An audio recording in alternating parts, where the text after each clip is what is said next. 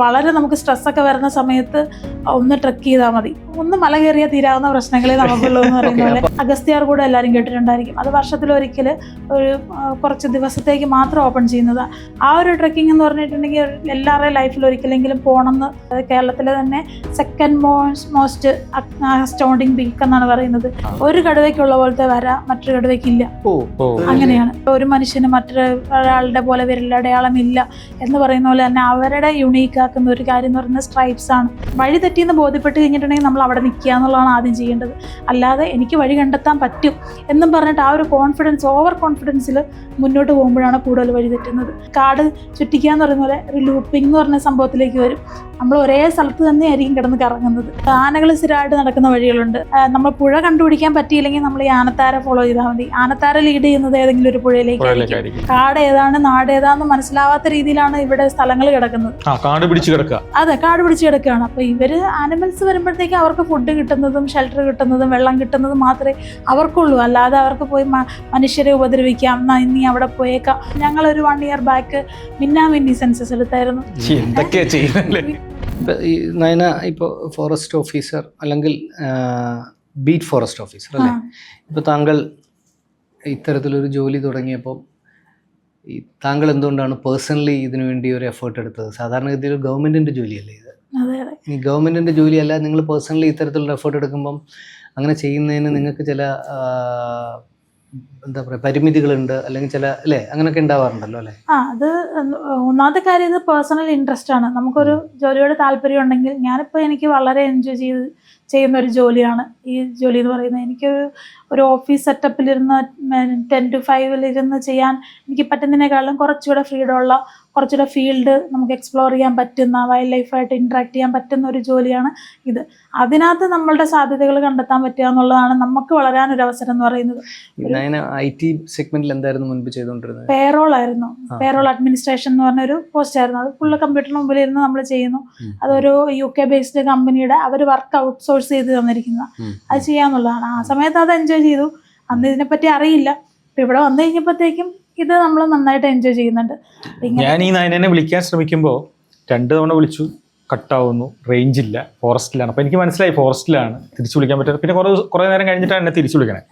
അപ്പോൾ ഇത്രയും IT-യിൽ well connected ആയിട്ടിരുന്ന ഒരു സ്ഥലത്ത് നിന്ന് റേഞ്ച് പോലും ഇല്ലാത്ത സ്ഥലത്തേക്കാണ് പോകുന്നത്. അതിനെ എങ്ങനെ ആ മാറ്റത്തെ അല്ലേ? അത് അനുഭവിച്ചവർക്കേ പറയാൻ പറ്റുള്ളൂ എന്നേ പറയാൻ പറ്റും. നമ്മൾ ഏറ്റവും ഒരു മലമുകളിൽ ഒട്ടും റേഞ്ച് ഇല്ലാത്ത സ്ഥലത്ത് നിൽക്കുന്നതാണ് ഏറ്റവും സന്തോഷം തരുന്ന ഒരു കാര്യം. നമ്മളപ്പോൾ മറ്റൊന്നും ചിന്തിക്കരുത്. നമ്മുടെ വീട്ടിലെന്തായിരിക്കും നടക്കുന്നത് എന്നൊന്നും ചിന്തിക്കാതെ നമ്മൾ ആ ലിവിങ് ഇൻ ദ പ്രസന്റ് എന്ന് പറയുന്ന ഒരു കൺസെപ്റ്റും വെച്ചിട്ട് നമ്മളൊരു മലമുകളിൽ റേഞ്ച് ഇല്ലാത്തടത്ത് നിൽക്കുകയാണെങ്കിൽ ഏറ്റവും പീസ്ഫുൾ ആയിട്ടുള്ള ഒരു ടൈം എന്ന് പറയുന്നത് അത് തന്നെയാണ്. അപ്പോൾ അത് നയന അത് പറഞ്ഞപ്പോൾ പെട്ടെന്ന് എനിക്ക് ഓർമ്മ വരുന്ന ഒരു കാര്യം, ഈ നമ്മളിപ്പോൾ ഉള്ള സാധാരണക്കാർക്ക് അല്ലെങ്കിൽ നാട്ടുകാർക്ക് ഈ കാടുമായി ബന്ധപ്പെട്ട് ഇത്തരത്തിലുള്ള ട്രക്കിങ്, കാടിനകത്തുള്ള താമസങ്ങൾ, ഇങ്ങനെയുള്ള ഒരുപാട് സൗകര്യങ്ങളുണ്ട്. പക്ഷെ പ്രേക്ഷകർക്ക് പലർക്കും ഇത് അറിയില്ല. ഈവൻ നമ്മളിപ്പോൾ ഈ ആതിരപ്പള്ളി തന്നെയുള്ള എൻ്റെ ഒരു ഫ്രണ്ട് ട്രക്കിങ്ങിന് പോയിട്ട് പറഞ്ഞു, ഇത്രയും 4 ദിവസവും മറ്റോ എടുത്തു എന്ന് തോന്നുന്നു. അയാൾ എന്നിട്ട് അതിനെപ്പറ്റി പറഞ്ഞ ഒരു സാധനം എന്ന് പറഞ്ഞാൽ, ലോകത്തൊരിടത്തും പോകണ്ട, ഈ ഒരു ട്രക്കിങ്ങിന് പോയാൽ മതി, ഭയങ്കര എക്സ്പീരിയൻസ് ആയിരുന്നു. അങ്ങനെ ഒരുപാട് സാധ്യതകൾ, അതൊന്ന് പറയാൻ പറ്റുമോ? ഒരുപാട്. നമ്മളിപ്പോൾ പെരിയാർ ടൈഗർ റിസർവിലായിരുന്നു ഞാൻ ഇത്ര നാൾ വർക്ക് ചെയ്തിട്ടുണ്ട്. ഒക്ടോബറിലാണ് ഞാൻ മാറിയത്. അപ്പോൾ അതുവരെ പെരിയാർ ടൈഗർ റിസർവ് ഓഫർ ചെയ്യുന്ന കുറേ ഇങ്ങനത്തെ ക്യാമ്പിംഗ് പ്രോഗ്രാംസ് ഉണ്ട്. ടൈഗർ ട്രെയിൽസ്, കടുവയെ കാണാൻ പറ്റുന്ന സാധ്യതയുള്ള ട്രക്കിംഗ് എന്നും പറഞ്ഞാണ് ചെയ്യുന്നത്. അപ്പം നമ്മൾ കടുവയെ ചിലപ്പം നമ്മൾക്ക് ഭാഗ്യമുണ്ടെങ്കിൽ ഡയറക്റ്റ് സൈറ്റിംഗ് കിട്ടും, ഇല്ലെങ്കിൽ ഇൻഡയറക്റ്റ് ഇവരുടെ പക്മാർക്കും അങ്ങനെയുള്ള കാര്യങ്ങളെല്ലാം നമുക്ക് കാണാൻ പറ്റും. വേറെ കരടി, കാട്ടുപോത്ത് അങ്ങനെയുള്ള ആനിമൽസിനെയൊക്കെ തൊട്ടടുത്ത് കാണാൻ പറ്റും. അങ്ങനെയുള്ള ഒരു സിംഗിൾ ഡേ പ്രോഗ്രാമുണ്ട്. 1 week 2-3 days നിൽക്കാൻ പറ്റുന്ന പ്രോഗ്രാമുണ്ട്. കാട്ടിനകത്ത് തന്നെ താമസിക്കാൻ പറ്റുന്ന പ്രോഗ്രാമുകളുണ്ട്. അങ്ങനത്തെ പ്രോഗ്രാമുകൾ ടൈഗർ റിസർവിൽ ഓഫർ ചെയ്യുന്നുണ്ട്. അതുകൂടാതെ ഇപ്പം അഗസ്ത്യാർ കൂടെ എല്ലാവരും കേട്ടിട്ടുണ്ടായിരിക്കും. അത് വർഷത്തിലൊരിക്കൽ ഒരു കുറച്ച് ദിവസത്തേക്ക് മാത്രം ഓപ്പൺ ചെയ്യുന്നതാണ്. അതൊരു വലിയ ട്രെക്കിംഗ് ആണ്. ആ ഒരു ട്രെക്കിംഗ് എന്ന് പറഞ്ഞിട്ടുണ്ടെങ്കിൽ എല്ലാവരുടെയും ലൈഫിൽ ഒരിക്കലെങ്കിലും പോകണമെന്ന് ഞാൻ പറയുന്ന ഒരു ട്രെക്കിംഗ് ആയിരിക്കും. നമുക്കൊരു അത്രയും 1 kilometer താണ്ടി ഉയർന്ന ഒരു സ്ഥലത്ത്, അതായത് കേരളത്തിലെ തന്നെ സെക്കൻഡ് മോസ്റ്റ് അസ്റ്റോണ്ടിങ് പീക്ക് എന്നാണ് പറയുന്നത് ഈ അഗസ്ത്യാർ കൂട് എന്ന് പറയുന്നത്. അപ്പോൾ അത്രയും ടോപ്പിൽ നമ്മൾ കയറി ചെന്ന്, അതൊരു പരിധി കഴിഞ്ഞിട്ടുണ്ടെങ്കിൽ നമ്മൾ കയറയിലൊക്കെ പിടിച്ച് വേണം കയറാൻ പാറക്കെട്ടിൻ്റെ മുകളിൽ. അങ്ങനത്തെ ഒരു എക്സ്പീരിയൻസ് ഒക്കെ ഉണ്ടാകുന്നത് ഭയങ്കര നല്ലതാണ്. ട്രക്കിംഗ് എന്ന് പറയുന്ന ഒരു എക്സ്പീരിയൻസ് നമുക്ക് മനസ്സ് നന്നാവാനും ശരീരത്തിനും എല്ലാം നല്ലതായിട്ടുള്ള ഒരു കാര്യമാണ്. ഇത് നമുക്ക് ഈ ഫോറസ്റ്റിൽ എവിടെ അന്വേഷിച്ചാലാണ് ഇത് അറിയാൻ പറ്റുക? എന്താണ് ഇതിന്റെ വെബ്സൈറ്റുകളുണ്ട്. നമുക്കിപ്പോൾ പെരിയാർ ടൈഗർ റിസർവിലാണെങ്കിൽ വെബ്സൈറ്റ് ഉണ്ട്. അങ്ങനെ മിക്കവാറും ഉള്ളിടത്തെല്ലാം വെബ്സൈറ്റ് ഉണ്ട്. പിന്നെ കേരള ഫോറസ്റ്റ് ഡിപ്പാർട്ട്മെന്റിന്റെ വെബ്സൈറ്റ് ഉണ്ട്. അതിൽ നമ്മുടെ ട്രക്കിംഗ് പ്രോഗ്രാമുകളെ പറ്റിയും എക്കോ ടൂറിസം പ്രോഗ്രാമുകളെ പറ്റി എല്ലാം ഉണ്ട്.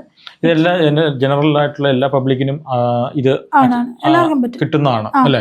അല്ലാണ്ട് വേറെ ഇൻഫ്ലുവൻസ് ഉള്ളവർക്ക് മാത്രം ഇല്ലല്ല, അങ്ങനെയല്ല, അങ്ങനെയൊന്നുമല്ല. ഡയറക്റ്റ് ഓൺലൈനിൽ നമുക്ക് നമ്മൾ അത് എല്ലാവർക്കും ഉള്ള ഒരു ട്രക്കിംഗ് പ്രോഗ്രാം എന്ന് പറഞ്ഞിട്ട് പബ്ലിക്കായിട്ട് നമ്മൾ ഓപ്പൺ ആയിട്ട് കേരള ഫോറസ്റ്റ് ഡിപ്പാർട്ട്മെന്റ് തന്നെ നടത്തുന്ന നമ്മൾ അതിനോടനുബന്ധിച്ച് നമുക്കിപ്പോ ഒരു വഴിതെറ്റി പോവുക അല്ലെങ്കിൽ ഇങ്ങനെ ഒരു സംഭവം ഉണ്ടായിട്ടുണ്ടല്ലോ. എനിക്ക് കാട്ടില് ട്രക്കിങ്ങിന് പോയി വഴിതെറ്റി പോയി 2 ദിവസം കഴിഞ്ഞ് കണ്ടെത്തിയ സംഭവങ്ങളൊക്കെ ഉണ്ടായി. അപ്പം ഈ ഒറ്റയ്ക്ക് പോകുമ്പോഴാണ് അല്ല, ഒരു ഗ്രൂപ്പായിട്ട് പോയിട്ടാണല്ലോ വഴിതെറ്റിയത്. അല്ല, ഇത് ഫോറസ്റ്റ് ഓഫീസേഴ്സ് കൂടെ വരുമെന്ന് തോന്നുന്നല്ലേ? എന്നാലും വഴിതെറ്റാനുള്ള സാധ്യതയുണ്ട്. അല്ല, ഗൈഡ്സ് എന്ന് പറഞ്ഞാൽ അവിടെ തന്നെ അത്രയും കാടിനെ അറിയാവുന്ന ആൾക്കാരെയാണ് ഗൈഡ്സ് ആയിട്ട് വെക്കുന്നത്. അവർക്ക് കാട്ടിൽ തന്നെ ജീവിക്കുന്ന ആൾക്കാരാണ്. അവർ അവിടെ തന്നെ ഫ്രിഞ്ച് ഏരിയയിൽ താമസിക്കുന്നവരായിരിക്കും. ഉൾക്കാട്ടിൽ താമസിച്ചിട്ട് അങ്ങനെ അത്രയും ട്രൈബൽ വിഭാഗത്തിൽപ്പെട്ട ആൾക്കാരുണ്ടാകും. അവർക്കൊക്കെയാണ് കാടിനെ ഏറ്റവും അറിയാവുന്നത്. അവരുടെ മനസ്സിലാണ് ഈ മാപ്പ് മുഴുവനുള്ളത്. ആ എൻ്റെ കാടിൻ്റെ മാപ്പ് അവരുടെ ഉള്ളിലുണ്ടാവും.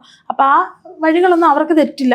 പിന്നെ അതുപോലെ എന്തെങ്കിലും വൈൽഡ് ആനിമൽസിൻ്റെ പ്രസൻസ് ഉണ്ടെങ്കിൽ അവർക്കത് പെട്ടെന്ന് സെൻസ് ചെയ്യാൻ പറ്റും. നമ്മളത് ഇൻഫോം ചെയ്യും. നമ്മൾ വഴി മാറിപ്പോകാനോ ഒക്കെയുള്ള അത്രയും എക്സ്പേർട്സുകളുണ്ട്. നമ്മൾ പെരിയാർ ടൈഗർ റിസർവിനെ പറ്റി പറയുമ്പോൾ ഏറ്റവും കൂടുതൽ ടൈഗേഴ്സ് ഉള്ളത് പെരിയാർ ടൈഗർ റിസർവിലാണല്ലോ. അവിടെ ഏതെങ്കിലും ഇതുപോലെ ടൈഗേഴ്സിനെ കാണാൻ പറ്റിയിട്ടുണ്ടോ? എന്താണ് അതുമായിട്ട് ആ ഒരു സമയത്ത് എന്താണ് എക്സ്പീരിയൻസ് ഉള്ളത്? ടൈഗറിനെ ഡയറക്റ്റ് കാണാൻ പറ്റുക പറയുന്നത് വളരെ ഓഫീസർക്ക് കാണാൻ പറ്റിയെന്നോ ചോദിച്ചു. ഇത്രയും നാളത്തെ, കാരണം ട്രക്കിങ്ങിന് പോകുമ്പോൾ അപ്പോഴും കണ്ടിട്ടില്ല. അത് പറയാറുണ്ട്. 10, 14 വർഷം 15 വർഷമൊക്കെ ടൈഗർ റിസർവിൽ ജോലി ചെയ്തിട്ട് റിട്ടയർ ആയോ സ്ഥലം മാറി പോകുന്ന ആൾക്കാർ പോലും ചിലപ്പോൾ കണ്ടിട്ടുണ്ടാവില്ല.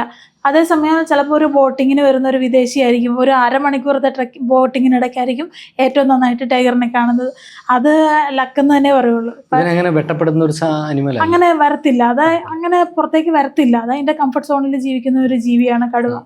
ഒരു റോയൽ ലൈഫ് ലീഡ് ചെയ്യുന്ന, മറ്റുള്ളവരെ ആവശ്യമില്ലാതെ ഒന്നിനും ശല്യത്തിനും ഒന്നും വരാത്തൊരു ജീവിക്കുന്ന. ഒരു ഭാര്യയും കുഞ്ഞുങ്ങളും ഒക്കെ ആയിട്ട് മാത്രം ജീവിക്കുന്ന ഒരു അത് ഒരു കുടുംബമായിട്ട് ജീവിക്കുന്ന, അത് കുഞ്ഞുങ്ങളെയൊക്കെ 2 വർഷത്തോളം കുഞ്ഞുങ്ങളെ വളർത്തി അങ്ങനെ ജീവിക്കുന്നതാണ്. പിന്നെ ആ മീറ്റിംഗ് സമയത്ത് മാത്രമേ അവർ ഒരുമിച്ച് ഉണ്ടാവുള്ളൂ. അല്ലാത്ത സമയത്ത് ഒരു ടെറിട്ടറിയിൽ അവരുടേതായ ഒരു ടെറിട്ടറി ഉണ്ട്. അവരതിനകത്ത് വേറെ ആരെയും കയറ്റത്തില്ല, വേറെ കടുവകളെ കയറ്റത്തില്ല. മറ്റേ ആനിമൽസ് അവരുടെ ഇരകളുണ്ടല്ലോ. അല്ല, ഈ 56 പേർക്കും അപ്പൊ അത്രയും വലിയ ടെറിട്ടറി ഉണ്ടോ ഈ ടൈഗർ റിസർവില്?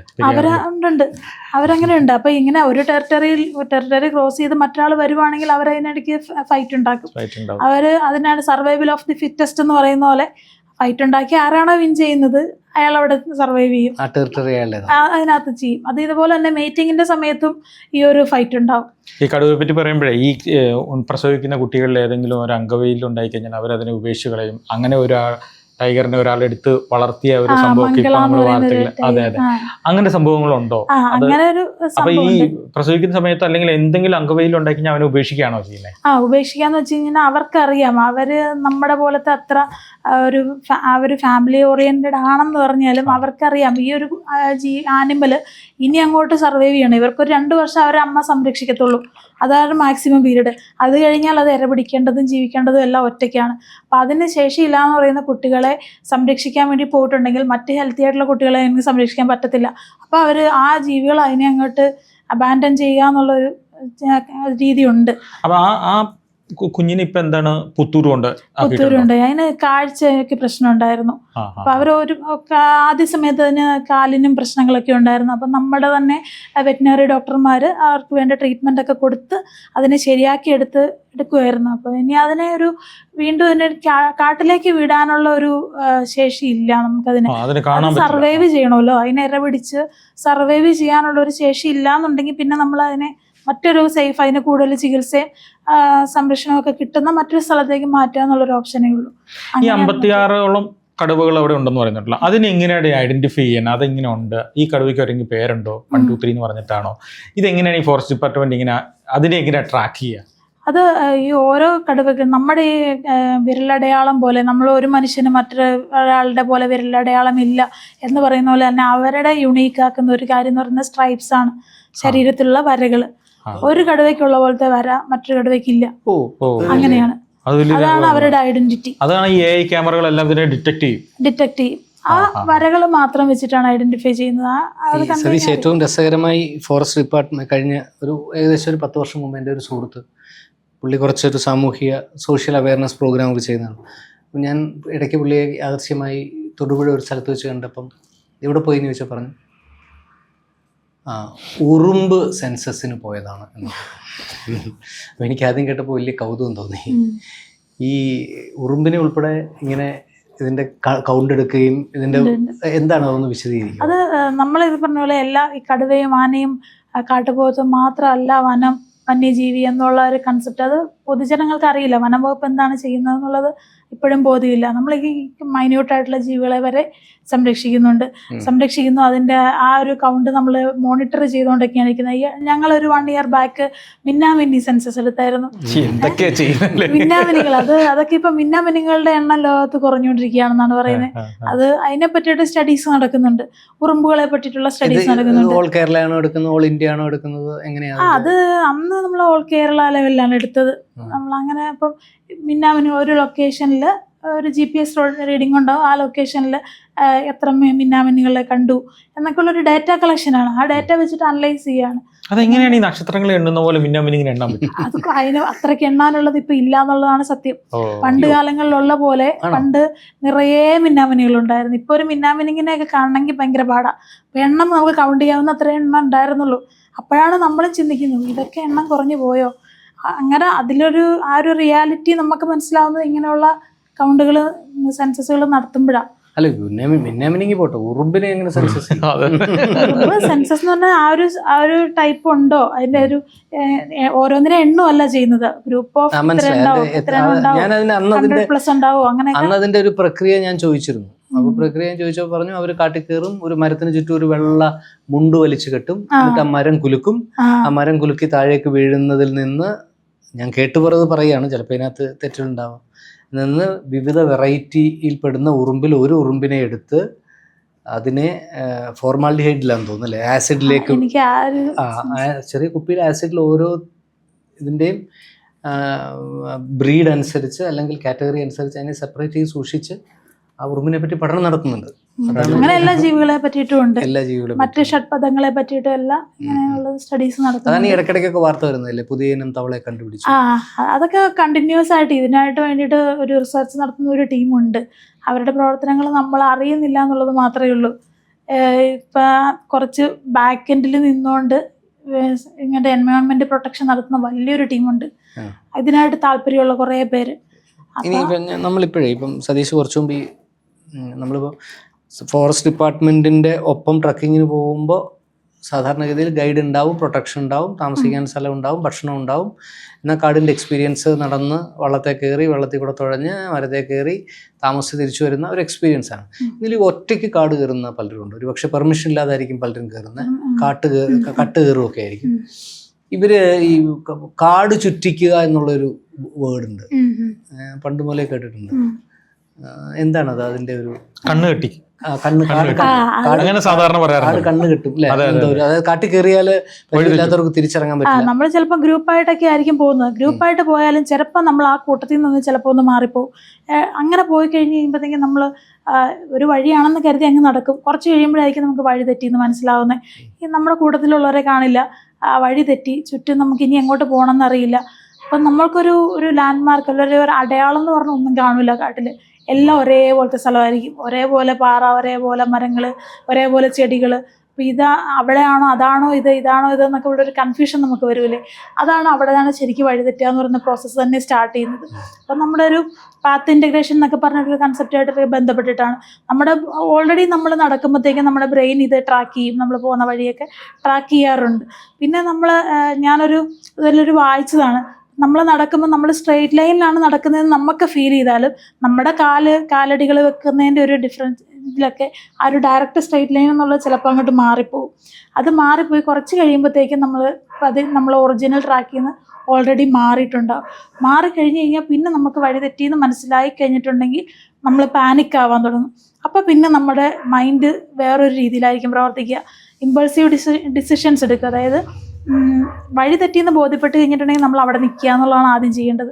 അല്ലാതെ എനിക്ക് വഴി കണ്ടെത്താൻ പറ്റും എന്നും പറഞ്ഞിട്ട് ആ ഒരു കോൺഫിഡൻസ്, ഓവർ കോൺഫിഡൻസിൽ മുന്നോട്ട് പോകുമ്പോഴാണ് കൂടുതൽ വഴി തെറ്റുന്നത്. കുറച്ച് കഴിയുമ്പോഴത്തേക്കും നമ്മളിങ്ങനെ നടന്ന് ഈ കാട് ചുറ്റിക്കുക എന്ന് പറയുന്ന പോലെ ഒരു ലൂപ്പിംഗ് എന്ന് പറഞ്ഞ സംഭവത്തിലേക്ക് വരും. നമ്മൾ ഒരേ സ്ഥലത്ത് തന്നെയായിരിക്കും കിടന്ന് കറങ്ങുന്നത്. മുന്നോട്ട് നടക്കുന്നുണ്ട്, പക്ഷേ വഴിയെല്ലാം ഈ ലൂപ്പിംഗ് പോലെ ഈ നമ്മുടെ കാൽവെപ്പുമായിട്ട് ബന്ധപ്പെട്ട ഒരു സംഭവമാണ്, ഈ പത്ത് ഇൻ്റഗ്രേഷനുമായിട്ട് ബന്ധപ്പെട്ടൊരു സംഭവമാണത്. അങ്ങനെ വഴി തെറ്റുന്ന സാഹചര്യത്തിൽ നമ്മൾ എവിടെയാണോ നിൽക്കുന്നത് അവിടെ കാമായിട്ട് നിൽക്കുക. അപ്പോഴത്തെ തോന്നലിനനുസരിച്ച് ഡിസിഷൻസ് എടുക്കാതെ നമുക്ക് മുന്നോട്ട് പോകാൻ പറ്റുമെന്നും പറഞ്ഞ് അങ്ങനെ പോകാതിരിക്കുക, റിലാക്സ്ഡ് ആയിട്ട് ഇരിക്കുക. പിന്നെ നമ്മൾ അവിടെ നിന്നിട്ട് നമുക്ക് സൂര്യനെയൊക്കെ നോക്കി നമുക്ക് ദിശയൊക്കെ കണ്ടുപിടിച്ച് ഏകദേശം കയ്യിൽ കോമ്പസ് ഉണ്ടെങ്കിൽ അങ്ങനെ കണ്ടുപിടിക്കുക. പിന്നെ ഒരു റേഞ്ചുള്ള സ്ഥലം കിട്ടുവാണെങ്കിൽ മറ്റുള്ളവരെ കോണ്ടാക്ട് ചെയ്യുക. ഈ മൊബൈൽ റേഞ്ച് ഒന്നും ഇല്ലാതെ നമ്മളിങ്ങനെ ഒറ്റപ്പെട്ടു പോയാൽ നമുക്ക് ഇത്തരത്തിലൊരു തനിയെ ഒരു തീരുമാനം എടുത്ത് തിരിച്ചു വരികയല്ലാതെ നമുക്കൊരു അസിസ്റ്റൻസ് കിട്ടാൻ ഉള്ള മാർഗങ്ങളൊന്നും നമ്മളൊരു ടൈമിനുള്ളിൽ പോയിട്ട് തിരിച്ചു വന്നില്ല എന്നുണ്ടെങ്കിൽ മിക്കവാറും നമ്മൾക്കൊരു ഇൻഫർമേഷൻ ഉണ്ടാവും. അതിന് കാടിനകത്തേക്ക് അങ്ങനെ പെർമിഷൻ ഇല്ലാതെയോ കയറിപ്പോലൊക്കെ വളരെ കുറവാണിപ്പോൾ. ഒരു ഗ്രൂപ്പിൽ നിന്ന് കൂട്ടം തെറ്റി പോകുന്നതൊക്കെയാണ് ഇപ്പോൾ ഉണ്ടാവാറുള്ളത്.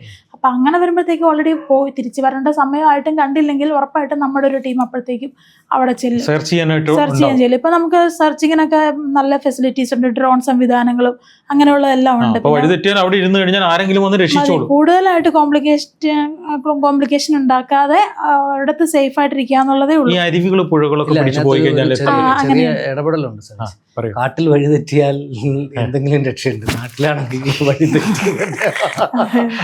രക്ഷിക്കില്ല. പുഴകള് പിടിച്ചു പോയാൽ അങ്ങനെ പറയും, കാരണം ഈ പുഴകളോട് ചേർന്നായിരിക്കുമല്ലോ വീടുകളും. അങ്ങനെ ഞാൻ കേട്ടിട്ടുണ്ട്. നമ്മള് പുഴകള് അല്ല അരുവികളുടെയും പിടിച്ചു പോയി കഴിഞ്ഞാൽ ഏതെങ്കിലും ഒരു മനുഷ്യനെ കണ്ടെത്താൻ പറ്റും. കാരണം ഇവരെങ്ങനെയെങ്കിലും അവിടെ എന്തെങ്കിലും കൃഷിയായിട്ടോ അല്ലെങ്കിൽ ഇതുമായിട്ട് എന്ത് ബന്ധപ്പെട്ട ആരെങ്കിലും ഒക്കെ ഉണ്ടാവും എന്ന് കേട്ടിട്ടുണ്ട്. എന്തായാലും പുഴ ഒഴുകുന്നത് പുറത്തേക്കായിരിക്കും. എവിടെയാലും ഒരു ഇതിലേക്ക് ഒരു ലക്ഷ്യസ്ഥാനത്ത് ഒരു വീടോ ഒരു വെള്ളച്ചാട്ടമൊക്കെ ഉണ്ടെങ്കിൽ തീർന്നു പോകും. പിന്നെ ഈ ആനകൾ സ്ഥിരമായിട്ട് നടക്കുന്ന വഴികളുണ്ട്. അത് ഇവരിങ്ങനെ നമ്മൾ പുഴ കണ്ടുപിടിക്കാൻ പറ്റിയില്ലെങ്കിൽ നമ്മൾ ഈ ആനത്താര ഫോളോ ചെയ്താൽ മതി. ആനത്താര ലീഡ് ചെയ്യുന്നത് ഏതെങ്കിലും ഒരു പുഴയിലേക്കായിരിക്കും. അങ്ങനെയൊക്കെ ആന നടക്കുന്നതും കണ്ടാൽ മനസ്സിലാവൂല അല്ലേ? ആനത്താര എന്ന് പറയുന്ന അവരുടെ ജീനുകളിൽ വരെ ഒരു മാർക്ക് ചെയ്തിട്ടുള്ളൊരു സംഭവമാണ്. തലമുറകളായിട്ട് അവർ ഒരേ വഴിയായിരിക്കും യൂസ് ചെയ്യുന്നത്. ആ വഴി നമുക്ക് കണ്ടറിയാൻ പറ്റും. അങ്ങനെ ഈ ആനകളുടെ കാര്യം പറയുമ്പോഴാണ് നമുക്ക് ഈ ആനകളെ ലീഡ് ചെയ്യുന്നത് ഒരു പ്രായമായ ഒരു ലേഡി ആയിരിക്കുമോ അല്ലെങ്കിൽ പ്രായമായ ആനയായിരിക്കുമോ? ഈ ഒരു ഗ്രൂപ്പിനെ ലീഡ് ചെയ്യുന്ന ആരാണ്? ഈ ആനകൾ എന്ന് പറയുന്ന ഈ ഫാമിലി ഓറിയന്റഡ് ആയിട്ടുള്ള ഒരു കൂട്ടമായിട്ട് ജീവിക്കുന്ന ഒരു ജീവിയാണ്. അവരുടെ കൂട്ടത്തിൽ ഏറ്റവും വലിയൊരു കൊമ്പനാന ഉണ്ടായിരിക്കും. പക്ഷെ അവരുടെ ലീഡർ എന്ന് പറയുന്നത് അവരുടെ ഏറ്റവും അഡൾട്ട് ആയിട്ടുള്ള ഒരു ഫീമെയിൽ ആയിരിക്കും എന്നാണ് പറയുന്നത്. മാട്രിയാർക്ക് എന്നാണ് പറയുന്നത്. അങ്ങനെയാണ്, ഒരു സ്ത്രീയാണ് അവരെ നയിക്കുന്നത്. ഞാൻ എന്താന്ന് വെച്ചാൽ ഞാനിങ്ങനെ റേഷൻ കാർഡിൽ വൈഫിന്റെ പേര് വെച്ച് കഴിഞ്ഞപ്പോ വൈഫിനോട് ഇങ്ങനെ പറയണേ, ഞങ്ങള് പെണ്ണുങ്ങൾ ഇവിടെ മാത്രമല്ല കാട്ടിൽ കൂട്ടത്തിൽ ഞങ്ങളാണ് ലീഡേഴ്സ് എന്ന് പറഞ്ഞു. അപ്പോഴാണ് ഞാൻ ഇത് ഓർത്തത്. ഗ്രൂപ്പിനെ മാനേജ് ചെയ്യാൻ ലേഡീസ് തന്നെ വേണം. അത് നമ്മള് കല്യാണം കഴിച്ചപ്പോഴാണല്ലോ നമുക്കിത് മനസ്സിലാവുന്നത്. നമ്മൾ വിചാരിക്കുന്ന ഈ കുടുംബമൊക്കെ കൺട്രോൾ ചെയ്യുന്നത് അച്ഛനാണെന്നുള്ളതല്ല. അച്ഛനെ കൊണ്ട് അമ്മയാണ് കൺട്രോൾ ചെയ്യുന്നത്. നമുക്ക് ഇപ്പോഴാണല്ലോ മനസ്സിലാവുന്നത്. കാട്ടിലെ അതേ അവസ്ഥ തന്നെ. ആനയെ മുമ്പിൽ നിർത്തും. ഒരു കാര്യം നമുക്ക് ചോദിക്കാം, ഈ ആനയായിട്ട് ബന്ധപ്പെട്ട് അപ്പൊ ഈ ഒറ്റയാൻ ഉണ്ടാവുന്ന കഥ എന്താണ്? ഒറ്റയാൻ എന്ന് പറയുന്ന കൂട്ടത്തിൽ നിന്ന് തെറ്റിപ്പോകുന്ന ഒരു ആനേനെയാണ് ഒറ്റയാന്ന് പറയുന്നത്. അത് ചിലപ്പോൾ ആനകൾ തമ്മിലുള്ള ഫൈറ്റ് കാരണം ഞാൻ ഇതുവരെ മനസ്സിലാക്കിയിരുന്ന ഒരു കഥ എന്ന് പറഞ്ഞാൽ, ഇപ്പോൾ ഒരു 10-12 ആനകളുള്ള ഒരു ആനക്കൂട്ടം ഉണ്ടെന്ന് വയ്ക്കുക. അതിലൊരു 4-5 മെയിൽ ഉണ്ടാവും, ബാക്കി എല്ലാം ഫീമെയിൽ ഉണ്ടാവും. പക്ഷേ ഫീമെയിലാണ് അതിനകത്ത് ഇന്റലക്ച്വൽ ബ്രെയിൻ എന്നുള്ളത് ഞാൻ ഇപ്പോഴാണ് തിരിച്ചറിയുന്നത്. പക്ഷേ ഈ ഇതിനെ ഫ്രണ്ടിൽ നിന്ന് നയിക്കുകയും ഇര തേടാനുള്ള വഴി തേടുകയും ഒക്കെ ചെയ്യുന്നത് മെയിലാണെന്നാണ് ഞാൻ കേട്ടിട്ടുള്ളത്. അയാളാണ് ഇതിന്റെ ലീഡർ എന്ന് കേട്ടിട്ടുണ്ട്. ഈ ലീഡർ മാത്രമാണ് മറ്റ് ഫീമെയിലുമായിട്ട് മീറ്റ് ചെയ്യുന്നത്. അതെ അതെ, അത് ഈ പറഞ്ഞ പോലെ ഇവിടെയും സർവൈവൽ ഓഫ് ദി ഫിറ്റസ്റ്റ് എന്ന് പറയുന്ന പോലെ ആ മാട്രിയാർക്കാണ് തീരുമാനിക്കുന്നത് ആരുമായിട്ട് മീറ്റ് ചെയ്യണമെന്ന്. അപ്പൊ ഏറ്റവും സ്ട്രോങ് ആയിട്ടുള്ള ഒരു ആളെയാണ്. ഒരാൾക്കേ പറ്റത്തുള്ളൂ, അയാൾ ആരുമായിട്ട് മീറ്റ് ചെയ്യണമെന്ന് ഇതിലെ ഫീമെയിൽ ഡിസൈഡ് ചെയ്യുന്നല്ലേ? അല്ല, അത് വേറെ കാര്യമുണ്ട്. ഈ ഗ്രൂപ്പിൽ നിന്ന് പറ്റൂല, ഈ കുടുംബത്തിൽ നിന്ന് പറ്റൂല, ഇവര് വേറൊരു കുടുംബത്തിൽ നിന്നേ പെണ്ണെടുക്കാൻ പറ്റുള്ളൂ. അങ്ങനെയുണ്ട്. അതെനിക്ക് അറിഞ്ഞൂടാ. അങ്ങനെയല്ല, ഇവര് കുടുംബക്കാരാണെന്ന്, ഭയങ്കര കുടുംബക്കാരാണ്. ഞാൻ മനസ്സിലാക്കിയത് എന്താ വെച്ചാൽ, തെറ്റാണെന്ന് എനിക്കറിയില്ല, ഞാൻ മനസ്സിലാക്കിയത് ഈ ഗ്രൂപ്പ് നമ്മളുടെ ഒരു കുടുംബ വ്യവസ്ഥ പോലെയാണെന്നും ഈ ഗ്രൂപ്പിൽ നിന്ന് വേറൊരു ഗ്രൂപ്പിനാണ്. അത് ആനയാണോ കടുവയാണോ എനിക്ക് അറിയില്ല. അങ്ങനെ എന്തോ സാധനം അങ്ങനെയാണെന്ന് അറിയുന്നില്ല. ആ ഗ്രൂപ്പിൽ തന്നെയുള്ള ഫീമെയിലുമായിട്ട് മേറ്റ് ചെയ്യാൻ പറ്റും. പക്ഷെ അത് ഒരു ആനയ്ക്കേ പറ്റത്തുള്ളൂ. പക്ഷെ എനിക്ക് ഇപ്പോഴാണ് ഈ ഇൻഫർമേഷൻ കിട്ടുന്നത് ആരുമായി മേറ്റ് ചെയ്യണം എന്നുള്ളത് കൂട്ടത്തിലെ ഏറ്റവും എൽഡർ ആയിട്ടുള്ള ഫീമെയിൽ ആന ഡിസൈഡ് ചെയ്യുന്നുള്ളത് എനിക്കറിയാം. അത് മിക്കവാറും ഉള്ള എല്ലാ ആനിമൽസിന്റെയും കാര്യത്തിൽ അങ്ങനെ തന്നെയാണ്. സ്ട്രോങ്സ്റ്റ് ആയിട്ടുള്ള അത് അവരുടെ വംശവർദ്ധനവിന്റെ വംശം നിലനിർത്തുന്നതിന്റെ ഏറ്റവും സ്ട്രോങ് ആയിട്ടുള്ള ഒരു വംശം ഉണ്ടാവണമല്ലോ. അപ്പൊ അതിനകത്ത് ഏറ്റവും സ്ട്രോങ് ആയിട്ടുള്ള മെയിലുമായിട്ട് മീറ്റിംഗ് നടത്തിയാലേ ഏറ്റവും നല്ലൊരു ജനറേഷൻ അടുത്തുണ്ടാവുള്ളൂ. അതാണ് അതിന്റെ. അപ്പൊ ഇതിനു വേണ്ടിയിട്ട് ഫൈറ്റ് ഉണ്ടാവും. മീറ്റിംഗിനായിട്ടാണ് ഇവരും ആനിമൽസ് തമ്മിൽ ലീഡ് ചെയ്യുന്ന ആനയ്ക്ക് മാത്രമേ ഇത് നടക്കത്തുള്ളൂ, അല്ലെങ്കിൽ ഇതിനെ പെർമിറ്റ് ചെയ്യത്തുള്ളൂ. അപ്പൊ ഈ ലീഡ് ചെയ്യുന്ന ആന എന്തെങ്കിലും വീക്ക് ആവുമ്പോൾ ആ പൊസിഷനിലേക്ക് അടുത്തൊരു ആന വരും. ലീഡ് ചെയ്യുന്നതെന്ന് പറയുന്നത് ഈ തമ്മിൽ യുദ്ധം നടത്തിയിട്ടാണ് അതിലെ സ്ട്രോങ് ആയിട്ടാണ്. അല്ല, അത് തന്നെ. അപ്പോഴും ഈ യുദ്ധം നടത്തി ഒരാൾ മാറുമ്പോൾ വീണ്ടും ഇതിലൊരാൾ അധികാരത്തിലെത്തും. അപ്പോഴും ഈ കൂട്ടത്തിൽ വേറെ പിന്നെ ആണാനകൾ ഉണ്ടല്ലോ, അതിലൊരു ആണാന വീണ്ടും എങ്ങനെ ഇതിന്റെ ലീഡർഷിപ്പിലേക്ക് എത്തും എന്നുള്ളതാണ് ഞാൻ പറയുന്നത്. ഫൈറ്റ് നടത്തി തന്നെയാണ് അവര് യുദ്ധം ചെയ്ത് ആരാണ് സ്ട്രോങ് അവര് സർവൈവ് ചെയ്യും, മറ്റേ ആള് പുറത്താകും, ആ ഗ്രൂപ്പിൽ നിന്ന് പുറത്താകും. അങ്ങനെ പുറത്താക്കപ്പെടുന്നവരാണ് ഈ ഒറ്റയാനൊക്കെ ആയി പോകുന്നത്. ആ ഗ്രൂപ്പിൽ നിന്ന് പുറത്താകും. മനസ്സിലായി. ഈ ഗ്രൂപ്പ് ഉണ്ടല്ലോ ഏകദേശം ഒരു 200 കിലോ ഫുഡ് കഴിക്കുന്ന ഒരു സംഭവമാണല്ലോ ആന. അപ്പൊ അതൊരു 20 kilometer നടന്നിട്ട് ഈ വിത്തുകൾ മുഴുവൻ വിതരണം ചെയ്യുന്നത് ആനകളാണെന്ന് ഇങ്ങനെ ആനകളില്ലെങ്കിൽ കാടില്ല. ഇല്ല അങ്ങനെയാണ്. അവരില്ലെങ്കിൽ കാടില്ല. ഇപ്പൊ പുല്ലുകൾ കഴിക്കും, മരങ്ങളുടെ മരച്ചില്ലകൾ ഒടിച്ച് കഴിക്കും. കാട് വളർത്തുന്നത് ആന തന്നെയാണ്, ആനകളാണ്. പിന്നെ എന്തിനാണ് നിങ്ങൾ നാട്ടിലേക്ക് തന്നെ? അത് പല കാരണങ്ങൾ. ഇപ്പൊ ആനകൾക്ക് നമ്മുടെ ബൗണ്ടറി അറിയത്തില്ല. കാടാണോ നാടാണോ എന്ന് ഇവർക്ക് മനസ്സിലാവില്ല. കാട് വളർത്താൻ വേണ്ടിട്ടാ ഇപ്പൊ 20 കിലോമീറ്ററോളം നടക്കൂലോ പെർ ഡേ. അതെ. അപ്പൊ ഈ പല സ്ഥലത്ത് ഇപ്പൊ നമ്മുടെ നാട്ടിൻപുറങ്ങളിലേക്കുള്ള എസ്റ്റേറ്റുകളൊക്കെ ഇപ്പൊ വരുമാനമൊക്കെ കുറഞ്ഞതോടുകൂടി, കൃഷിയിൽ നിന്നുള്ള വരുമാനം കുറഞ്ഞു, എല്ലാവരും വിദേശത്തോട്ട് പോയതോടുകൂടി കാട് ഏതാണ് നാട് ഏതാന്ന് മനസ്സിലാവാത്ത രീതിയിലാണ് ഇവിടെ സ്ഥലങ്ങൾ കിടക്കുന്നത്. കാട് പിടിച്ച് കിടക്കുക. അതെ, കാട് പിടിച്ച് കിടക്കുകയാണ്. അപ്പൊ ഇവര് ആനിമൽസ് വരുമ്പോഴത്തേക്ക് അവർക്ക് ഫുഡ് കിട്ടുന്നതും ഷെൽട്ടർ കിട്ടുന്നതും വെള്ളം കിട്ടുന്നതും മാത്രമേ അവർക്കുള്ളൂ. അല്ലാതെ അവർക്ക് പോയി മനുഷ്യരെ ഉപദ്രവിക്കാം, ഇനി അവിടെ പോയേക്കാം, അങ്ങനൊന്നും അവർക്കില്ല. അവർക്ക് ഫുഡ് ഷെൽട്ടറിലൊക്കെ കിട്ടിയാൽ അവരവിടെ കംഫർട്ടാ. അപ്പൊ അവര് കാട്ടിൽ നിന്ന് വരുമ്പോൾ നോക്കുമ്പോൾ നല്ലൊരു കാട് പോലെ സമാനമായിട്ടുള്ള സ്ഥലം കാണുമ്പോൾ അങ്ങോട്ട് വരുന്നു എന്നുള്ളതേ ഉള്ളൂ. അപ്പൊ ഈ കാടുകൾ, എസ്റ്റേറ്റുകളും പ്രൈവറ്റ് സ്ഥലങ്ങളും തെളിച്ചിടുക എന്നുള്ളതൊക്കെ തന്നെ നമുക്ക് ചെയ്യാനുള്ളൂ. കാടിനെ പറ്റി അറിയാനൊന്നും ബാക്കിയില്ല, എല്ലാം നമ്മൾ ചോദിച്ചു. കാടിനെ പറ്റി പക്ഷെ പറഞ്ഞാൽ തീരത്തില്ല, അത്രയുണ്ട്. ഓക്കെ, നയന ഈ ഇന്റർവ്യൂ കൺക്ലൂഡ് ചെയ്യുന്നതിന് മുമ്പ് ഒരു കാര്യം ചോദിച്ചോട്ടെ. നയന ഒരു IT പ്രൊഫഷണൽ ആയിരുന്നു, കാട്ടിലേക്ക് പോയി. പണ്ട് വർക്ക് ചെയ്തിരുന്ന സ്ഥലത്ത് ഒരു പക്ഷേ ഒരു 5 ലക്ഷം രൂപ സാലറി കൊടുത്ത് തിരിച്ചു വിളിച്ചാൽ നിങ്ങൾ വരുമോ? ഞാൻ വരില്ല എന്നേ പറയുള്ളൂ. കാരണം എന്താണെന്ന് വെച്ച് കഴിഞ്ഞാൽ നമുക്ക് പണം കൊണ്ട് ഇളക്കാൻ പറ്റാത്ത ഒരുപാട് നേട്ടങ്ങൾ നമുക്ക് ഡിപ്പാർട്ട്മെന്റിൽ നിന്ന് കിട്ടുന്നുണ്ട്. കാരണം ഞാൻ പലപ്പോഴും ചിന്തിക്കാറുണ്ട്, ഒരിക്കലും ഒരു സാധാരണ ഒരു മനുഷ്യന് കാണാൻ പറ്റാത്ത ഒരുപാട് സ്ഥലങ്ങൾ ഞങ്ങൾക്ക് കാണാൻ പറ്റും. ഞാൻ ഫോറസ്റ്റ് ഉദ്യോഗസ്ഥ ആയതുകൊണ്ട് മാത്രം കാണാൻ പറ്റുന്ന കുറേ സ്ഥലങ്ങളുണ്ട്. നമ്മൾ ഭൂമിയിലെ സ്വർഗം എന്ന് പറയുന്ന പോലത്തെ കണ്ട സ്ഥലങ്ങളുണ്ട്. അതൊക്കെ ഞാനൊരു IT ഫീൽഡിൽ ഇരുന്നിട്ടുണ്ടെങ്കിൽ എനിക്കൊരു വീക്കെൻഡ് ട്രിപ്പായിട്ടോ മന്ത്ലി ട്രിപ്പായിട്ടോ എനിക്കൊരു 10,000, 10,000, 20,000 മുടക്കിയാൽ പോലും എനിക്ക് കിട്ടത്തില്ല. അപ്പം അത് എനിക്ക് കിട്ടുന്ന ശമ്പളത്തെ മാത്രം നോക്കാതെ ശമ്പളത്തിനപ്പുറം കിട്ടുന്ന ഇങ്ങനത്തെ സന്തോഷങ്ങളുണ്ടല്ലോ, ആ സന്തോഷങ്ങൾ മോണിറ്ററി ടൈംസിലേക്ക് മാറ്റാൻ പറ്റാത്ത സന്തോഷങ്ങൾ, വാല്യൂ ചെയ്യാൻ പറ്റാത്ത സന്തോഷങ്ങൾ ഉള്ളിടത്തോളം കാലം 5 ലക്ഷം എനിക്ക് വലുതല്ല. വേറൊരു കാര്യമുണ്ട് ജിക്കെ, കാട്ടിൽ ചെലവില്ലല്ലോ, പൈസ കയ്യിലിരിക്കല്ലേ, ചെലവുണ്ടല്ലോ, പിന്നെ നല്ല ഓക്സിജൻ, ശുദ്ധമായി കിട്ടാന്ന് പറയുന്നത്. നിങ്ങളുടെ അവിടുത്തെ ഭക്ഷണം എങ്ങനെയാണ്? നിങ്ങൾ തന്നെ ഉണ്ടാക്കി കഴിക്കല്ലാണ്ട് വേറെ ഓപ്ഷൻ ഇല്ല? ഉണ്ടാക്കി തന്നെ കഴിക്കുവാണ്. അപ്പൊ ക്യാമ്പൊക്കെ പോകുന്ന സമയത്ത് ഏറ്റവും മിനിമലായിട്ട് സർവൈവ് ചെയ്യാനുള്ള ഫുഡ് കഞ്ഞിയും പയറും അങ്ങനെയുള്ള കാര്യങ്ങളൊക്കെ. പരാതി എന്താണെന്ന് ഞാൻ അറിഞ്ഞത്, നയന ഇപ്പൊ വീട്ടിലേക്ക് വരുന്നില്ല, കാട്ടിൽ നമ്മുടെ ഒരു ജോലിയുടെ നേച്ചർ വെച്ചിട്ട് 24 hours ഒരു ജോലിയാണ്. വീട്ടിൽ ആരൊക്കെ ഉണ്ടെന്ന് ചോദിച്ചില്ല? വീട്ടില് എൻ്റെ അമ്മ, അച്ഛൻ, മോനുണ്ട്, ഹസ്ബൻഡ് ഉണ്ട്. എന്തായാലും കാടറിഞ്ഞു, നയനെ അറിഞ്ഞു. നയന ചെയ്യുന്ന ചെറിയ ചെറിയ വീഡിയോകൾ വലിയ നല്ല ഉദ്ദേശങ്ങളിലേക്ക് എത്തുന്നതെന്ന് കണ്ടുകൊണ്ടാണ് നയനെ ഞങ്ങൾ അതിനെപ്പറ്റി കൂടുതൽ, കാടിനെ പറ്റി കൂടുതൽ പ്രേക്ഷകർക്ക് അറിയിക്കാൻ വേണ്ടിയാണ് നയനെ ഇങ്ങോട്ട് വിളിച്ചത്. നന്ദി. Thank you. നല്ലൊരു സെഷൻ ആയിരുന്നു. നന്നായിട്ട് നമുക്ക് സംസാരിക്കാൻ, എനിക്ക് നല്ല സ്ട്രെസ്സിലാണ് വന്നത്. എനിക്ക് സംസാരിക്കാൻ പറ്റുമോ എന്നൊന്നും അറിയില്ലായിരുന്നു, പക്ഷെ കഴിഞ്ഞു പോയത് അറിഞ്ഞില്ല. ഭയങ്കര നല്ല ടോക്കായിരുന്നു.